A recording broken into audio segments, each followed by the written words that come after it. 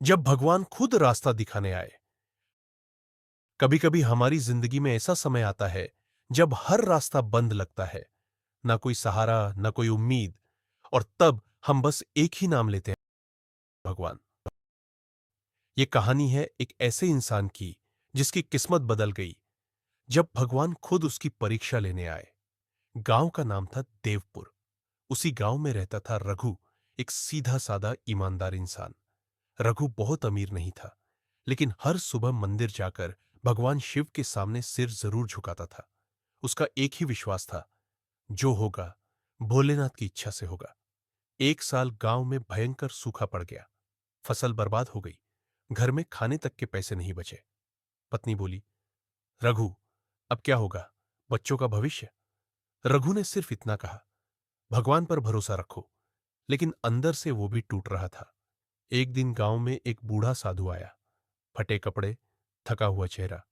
साधु ने रघु से कहा, बेटा, क्या मुझे थोड़ा पानी और रोटी मिल सकती है? घर में आखिरी 2 रोटियां थीं। पत्नी ने आंखों से मना किया, लेकिन रघु मुस्कुराया और बोला, भगवान का भेजा मेहमान खाली नहीं जाएगा। उसने साधु को दोनों रोटियां दे दी। साधु ने रघु के सिर पर हाथ रखा और कहा, बेटा, आज तुमने अपनी भूख नहीं, अहंकार और डर को त्याग दिया है। अचानक साधु की आंखों में तेज चमक आई और वो बोले, मैं कोई साधु नहीं हूं, मैं वही हूं जिस पर तुम रोज भरोसा करते हो। पूरा वातावरण बदल गया। साधु अंतर्ध्यान हो गया। अगली सुबह गांव में तेज बारिश हुई। सूखी जमीन फिर से हरी हो गई। रघु के खेत में सबसे अच्छी फसल हुई। लेकिन सबसे बड़ी बात, रघु का विश्वास और भी गहरा हो गया। वो समझ गया, भगवान मंदिर में नहीं, हमारे कर्म और विश्वास में बसते हैं। इस कहानी से हमें यह सीख मिलती है, भगवान हमारी परीक्षा लेते हैं। सच्ची भक्ति दिखावे से नहीं, कर्म से होती है।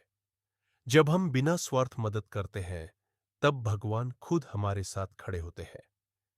जिस दिन इंसान ने पूरी तरह भगवान पर भरोसा कर लिया, उसी दिन भगवान ने उसकी जिम्मेदारी ले ली।